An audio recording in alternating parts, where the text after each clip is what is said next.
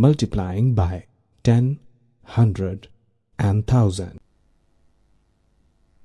First we will multiply 3 by 10 is equal to 30. Then we will multiply 31 by 10 is equal to 310. Then we will multiply 274 by 10 is equal to 2740. Multiply 1416 by 10 is equal to 14160. When we multiply a number by 10, we write on 0 to the right of the product. Now, let's multiply the numbers by 100.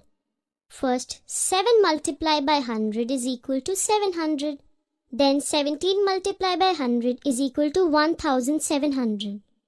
Now 112 multiplied by 100 is equal to 11,200. So, when we multiply a number by 100, we write 2 zeros to the right of the product. Here, 5 multiplied by 1000 is equal to 5000 and 17 multiplied by 1000 is equal to 17,000.